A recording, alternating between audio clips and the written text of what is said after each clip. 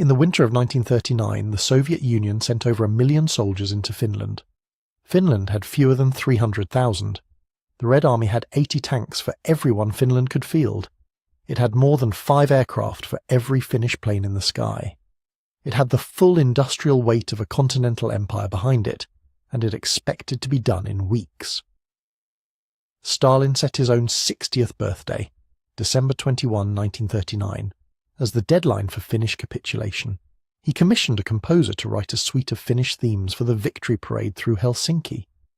What happened next became one of the most repeated stories in modern military history. A small, cold country with hunters and loggers for soldiers, tactics invented from nothing, a casualty ratio that still makes military historians stop and reread the numbers. You know this story. You've heard it before. Most of it is true. If this is the kind of history you want more of, the assumption behind the familiar story tested against the evidence, subscribing now means you will not miss what comes next. Chapter 1. The War. Everyone thinks they know. Start with the tanks. The Soviet Union rolled 800 of them into Finland in November 1939. Finland had fewer than 100 armoured vehicles, most of them obsolete. That is not a disadvantage. It is a different category of problem entirely. In artillery, the ratio was 5-1. In aircraft, 5.5-1. In raw manpower, 3-1 at the outset, climbing toward 1.3 million Soviet troops in theatre by the time the war reached its final phase. These numbers are not contested. They come from Soviet records, Finnish military archives, and decades of post-war scholarship that largely agrees on the shape of the disparity, even where it debates the precise figures. The force imbalance was real, documented, and as severe as the popular account has always claimed. But the numbers only tell you what Finland was facing. They do not tell you what Finland was, and that is where the standard account has always done its most confident work. Finland mobilised 260,000 to 280,000 men at the outbreak. Reservists mostly, hunters, loggers, farmers who had grown up moving through the terrain, the Red Army was about to enter blind. The Finnish winter of 1939 to 1940 was the second coldest on record since 1828. Temperatures dropped to -40°C. On December 21st, the day Stalin expected to be celebrating in Helsinki, southern Finland received 4 hours of daylight. 4 hours. The forests were dark, the lakes were frozen solid, and every road through the wilderness funneled Soviet columns into terrain they had no doctrine to handle. The Red Army had just rolled through eastern Poland at a cost of fewer than 4,000 casualties. Its commanders expected Finland to feel roughly similar. They were wrong by a factor that is difficult to overstate. The casualty figures from the Winter War remain debated at their upper end, but the lower end is damning enough. Finnish losses, approximately 25,000 dead. Soviet losses, the most conservative serious estimate drawn from post-Soviet Russian archives, puts the figure at 126,875 dead. Western estimates run to 273,000. The ratio either way sits at roughly 5-1, and that ratio was produced not by luck or terrain alone, but by a specific Finnish tactical innovation that the Red Army had no answer for in the war's first phase, the motti. The word comes from the Finnish unit for a cubic metre of stacked firewood. The tactic was simple in concept and lethal in execution. Identify a Soviet column strung out along a forest road, cut it into isolated segments with roadblocks, then destroy each segment before it could be relieved. Soviet forces could not move through the forests. Their equipment was too heavy, their soldiers untrained in skiing, their commanders dependent on roads that Finnish troops used as killing grounds. The motti did not require Finland to match Soviet firepower. The Battle of Suomussalmi is where the myth crystallized into something that felt like proof. This channel builds these arguments one layer at a time. If you want the full picture on the next one, the subscribe button is below.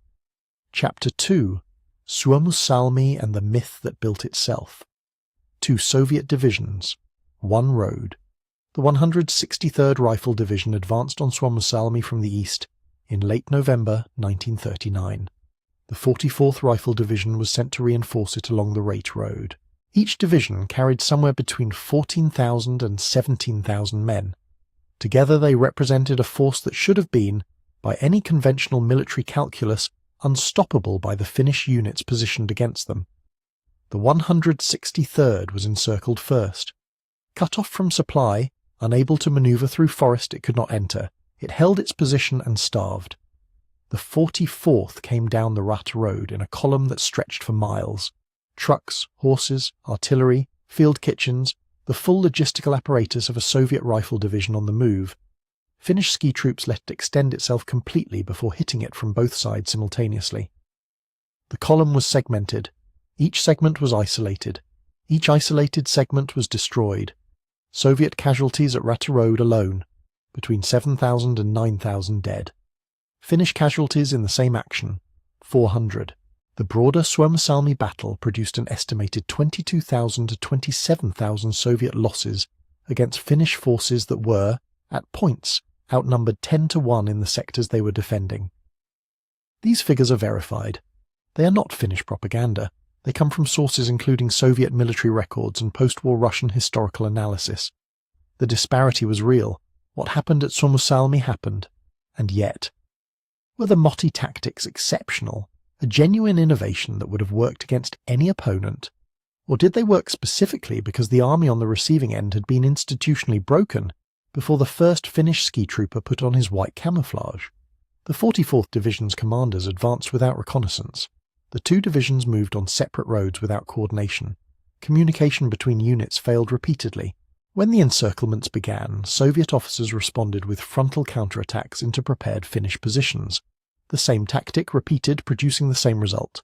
There was no adaptation, no improvisation. No one in the chain of command with either the authority or the competence to do anything differently. Finnish tactics were real. Finnish skill was real. But the opponent at Suomussalmi was not merely outwitted, it was incapable of response. The question of whether those are the same thing has never been cleanly resolved, because the war did not stay in its first phase long enough to find out. What Suomussalmi produced, beyond its casualties, was a narrative. International press coverage turned the battle into a symbol. The German General Staff assessed the Red Army in December 1939 as a gigantic military instrument with unsatisfactory organisation, equipment and leadership. Too young, too inexperienced, with bad communications and bad transportation. That assessment shaped how the world read the Winter War. It shaped how Hitler read it. It became the story everyone told. But the German General Staff made that assessment in December 1939.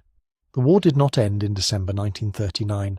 The Soviet casualty figures for Suomussalmi are genuinely contested. Estimates range from 22,000 to 27,000, depending on the source and methodology. If you have access to primary research that narrows that range, the comments are the right place for it. Chapter 3. What the Purges actually did to the Red Army. Between 1937 and 1938, Stalin arrested approximately 35,000 Red Army officers. That number is large enough to be difficult to picture, so consider what it looked like at the top. Of the 5 marshals of the Soviet Union, 3 were executed. Of 15 army commanders, 13 were shot. Of 85 corps commanders, 57 were killed. Of 195 division commanders, 110 were eliminated. Of 456 colonels, 401 were arrested. This was not a purge of the disloyal. The research is specific on this point, and it matters. The probability of repression increased with demonstrated competence. Stalin did not remove the officers who were failing. He removed the officers who were good enough to be threatening. The result was a command structure rebuilt from the bottom up on the basis of loyalty and inexperience, with political commissars reinstated to shadow every military commander and override their decisions. The dual command system did not just slow the Red Army down, it made initiative structurally impossible. An officer who acted without authorization risked arrest. An officer who waited for authorization watched the situation deteriorate. At Suomussalmi, Soviet commanders chose waiting. The columns sat on their roads and died in segments. The standard account treats the purges as the explanation for everything that went wrong in Phase 1, and the evidence at first appears to support that reading completely. The execution figures are real, the institutional damage was real. The specific incompetence on display at Suomussalmi, the failure of reconnaissance, the absence of coordination, the repetition of failed tactics without adjustment, fits the profile of a military that had spent 2 years arresting anyone capable of independent thought. But here is what that explanation cannot absorb. Historian Roger Rees has argued that the Red Army's dysfunction in 1939 stemmed less from the purges than from something more structural. The sheer speed of the Army's expansion in the late 1930s had created a catastrophic shortage of trained officers at every level, independent of who had been arrested. The officer corps was growing faster than it could be educated. By 1941, approximately 80% of the officers dismissed during the purges had been reinstated.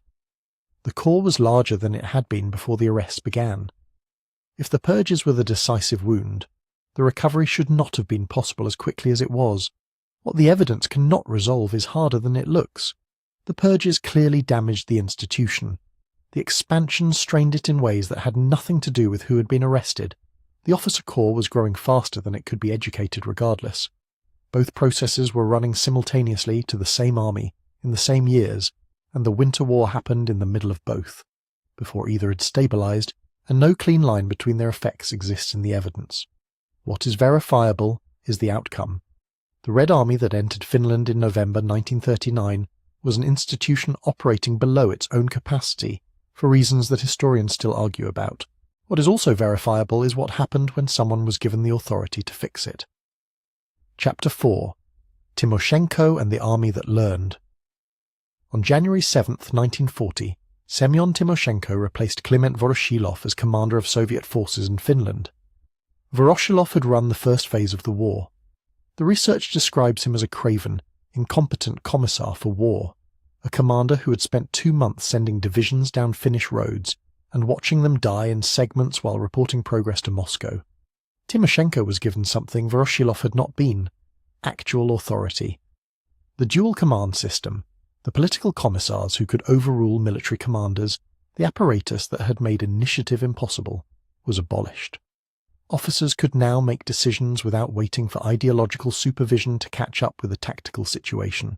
22 days earlier, on January 29, Molotov had quietly ended the Teriyaki government, the puppet Finnish administration the Soviets had established to provide political cover for a planned annexation, and formally recognized the legitimate Finnish government as a negotiating partner. The signal was clear. The objective had shifted from conquest to conclusion. What Timoshenko did in the 5 weeks between his appointment and the February offensive is the section of the Winter War that the popular narrative has almost entirely discarded. 12 additional divisions and 6 artillery regiments were moved to the Karelian Isthmus. Total Soviet manpower in theatre reached 1.3 million. 40 ski battalions and 200 ski squadrons were created, a direct institutional response to the mobility advantage Finnish troops had exploited since November. Logistics were rebuilt from the unit level up. Supply detachments were echeloned directly to frontline units. Dried food production was increased. The traffic jams and rotting supply depots that had characterized Phase 1 were systematically addressed. The morale apparatus was overhauled. Ideology replaced by nationalism. 3,500 soldiers awarded medals in mid-January alone. 50,000 total decorations dispensed during the war, including 400 Hero of the Soviet Union titles. The research characterizes this reorganization as remarkable. Within 25 days, the Red Army reconstituted its forces, revised its campaign strategy, and developed functional combined arms tactics. Storm groups of infantry, tanks, and artillery operating with decentralized control, while remaining engaged in combat operations. That last detail is the one worth holding. This was not a military that retreated to regroup. It adapted while the war was still running. On February 1, 1940, Timoshenko launched his offensive on the Karelian Isthmus. The force structure was methodical to the point of being surgical. 11 rifle divisions in the first wave, 15 in the second, 2 rifle divisions and armoured brigades in the third, a fourth wave behind that. 2,800 artillery guns ranging from 76mm to 180mm. 5 tank brigades, 15 air regiments. The average daily artillery expenditure was 230,000 shells.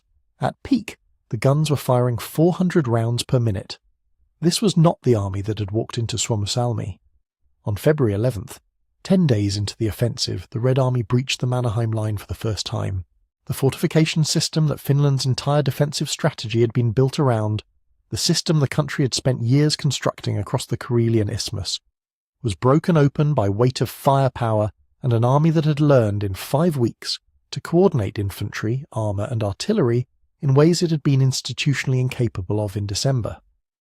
The Finnish troops holding the line were the same troops who had destroyed 2 Soviet divisions at Suomussalmi. The terrain had not changed, the winter had not warmed. What had changed was the opponent. Chapter 5, March 9, 1940. The day Finland ran out. By March 9, 1940, the Finnish army had suffered 75,000 casualties. Its artillery ammunition was exhausted. Its weapons were wearing out faster than they could be replaced. The defensive line it was holding was twice as long as the line it had originally been designed to hold, because the line it had originally been designed to hold no longer existed. The Mannerheim line was gone. There was nothing fortified behind it. 30 Soviet divisions were pressing against 8 Finnish divisions on the Karelian Isthmus. Those are not odds that tactical ingenuity can address. Motti tactics require forest and mobility. The Karelian Isthmus in February 1940 was neither. It was a killing ground of artillery craters and collapsed bunkers, and the army holding it was running out of the one thing no amount of skill or terrain knowledge can replace. Mannerheim himself, the commander who had built Finland's defensive doctrine around the fortifications now in Soviet hands, urged the government to seek peace while Finland still retained bargaining power. That phrase, bargaining power, is doing significant work. It means, before the army collapses entirely and Finland has nothing left to negotiate with. The Allied relief that Finnish strategists had been counting on was not coming. On March 6, Sweden announced it would not permit foreign forces to cross its territory to fight in Finland. Norway refused transit rights the same week.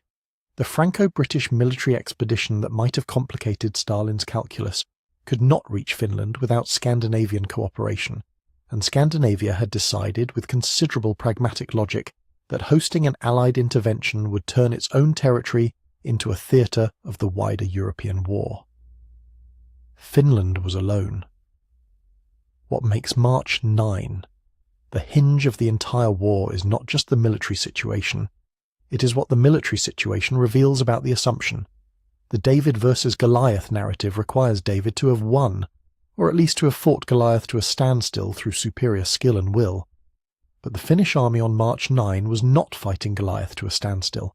It was running out of ammunition behind a line that had already been broken, with no reserves, no relief, and a commander urging it to take whatever terms it could still get. No Western aid was coming. No second defensive line existed. No ammunition reserves remained. Finland did not negotiate the Moscow Peace Treaty from a position of unbroken defiance.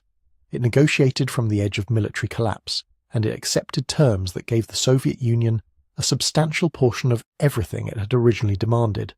The Karelian Isthmus, Viipuri, the islands in the Gulf of Finland, a 30-year lease on Hanko Peninsula for a Soviet naval base.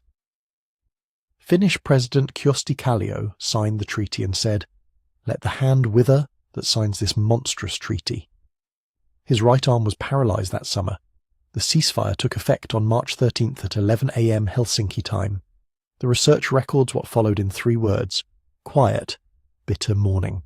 Chapter 6, Why Stalin Stopped. Why? Finland did not defeat the Soviet Union. The Soviet Union decided Finland was finished enough. That distinction is not semantic. It is the difference between a story about Finnish exceptionalism and a story about Soviet strategic calculation, and the evidence supports only one of them.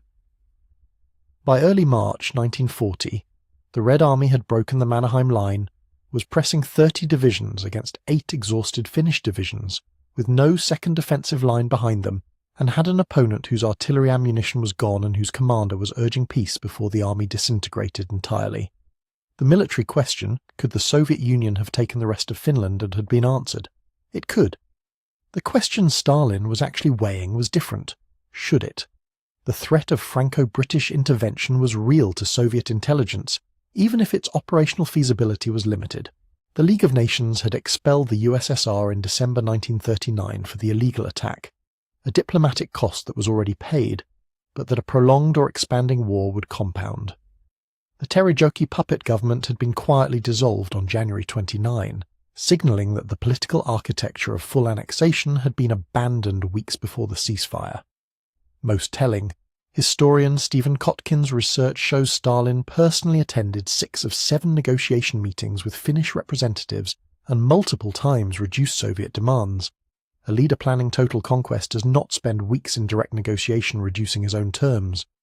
What Stalin wanted, the evidence suggests, was not Finland. It was what Finland sat on.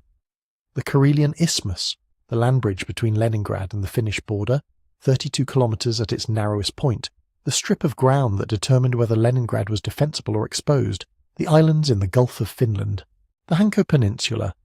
These were the original Soviet demands from the negotiations that preceded the invasion, the demands Finland had refused, the demands that triggered the war.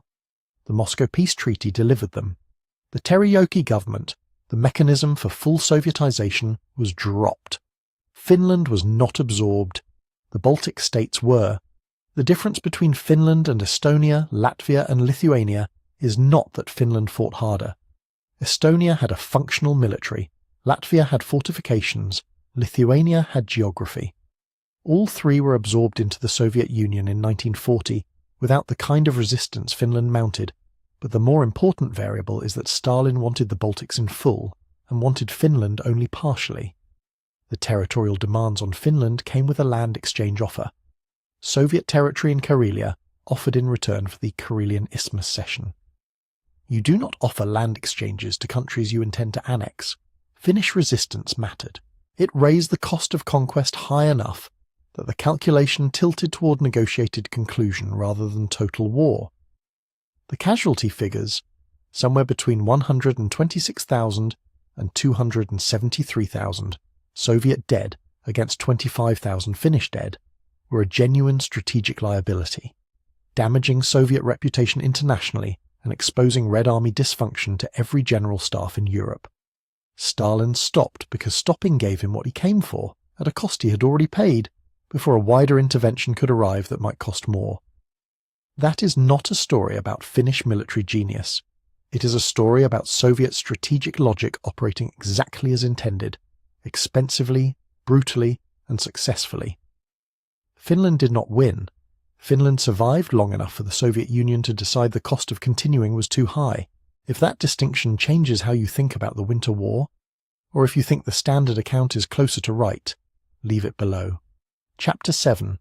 What survival actually cost. Finnish President Kallio's hand did not wither immediately. It took a few months, but it did wither, a stroke that summer paralysed the arm he had used to sign the Moscow Peace Treaty, and Finns who knew what he had said when he signed it noted the timing with the particular grimness of a people who had just lost a war they were not allowed to call a loss. Consider what Finland retained: its government, its flag, its language, its institutions. The Baltic states, Estonia, Latvia, Lithuania, lost all of these. More than 1 million Baltic citizens were deported to the Soviet Gulag system in the years that followed. Finland was not Estonia. That much is real, documented, and not a small thing. Sovereignty is not nothing, and the comparison to the Baltics is the strongest argument the survival narrative has. But consider what Finland lost: 11% of its national territory, 30% of its economic capacity. Its second largest city, Viipuri, a city of 80,000 people, evacuated entirely, handed to the Soviet Union under the treaty terms. The entire Karelian Isthmus, the land its military had been specifically designed and fortified to defend. The Mannerheim Line itself, years of construction, the strategic foundation of Finnish national defence, gone now on the Soviet side of the new border. A 30-year lease on Hanko Peninsula, giving the USSR a naval base on Finnish soil. The entire civilian population of the ceded territories forced to pack what they could carry and move. The evacuation of Karelia produced 400,000 refugees inside Finland's new, smaller borders. These were not statistics. These were people who had lived in those territories for generations, relocating into a country that had just lost 30% of its economic capacity and was trying to absorb them. And then, because the March 1940 peace had not resolved anything Finland believed was actually resolved, the country went to war again. The Continuation War began in June 1941, when Finland allied with Nazi Germany and re-entered the conflict to recover the territories the Winter War had cost. That decision, to fight a second war alongside the Axis powers to undo the outcome of the first, is the detail the survival narrative cannot comfortably hold. Countries that have survived do not immediately fight again to recover what survival cost them. Finland fought the continuation war for 3 years. It suffered approximately 60,000 more dead, and when that war ended in 1944, the territorial losses of the Winter War were confirmed. The 1940 border, the border Finland had gone back to war to erase, was essentially restored. The total cost across both wars, roughly 85,000 Finnish dead. Viipuri, lost. Karelia, lost. The Hanko base eventually returned in 1956 but held for 16 years. The Winter War's outcome, ratified twice, once by the Moscow Peace Treaty and once by the 1944 armistice that ended the continuation war. Max Jacobson, the Finnish journalist and diplomat who watched the ceasefire take effect, described March 13, 1940, as the beginning of a day of quiet, bitter mourning. Not relief, not pride, mourning. If you watch this far, you're exactly who this channel is made for. The subscribe button is below. No pressure, just the next one when it is ready. The reframe holds. Finland survived because Stalin stopped, not because Finland won. But the reframe cannot settle the question the evidence keeps reopening. The Baltic states were absorbed. Finland was not. By that measure, survival means something real. But Finland lost its second city, 30% of its economy, its entire defensive system, and 85,000 dead across a decade of fighting, and ended the period with the same borders it had signed away in 1940. What exactly was survived?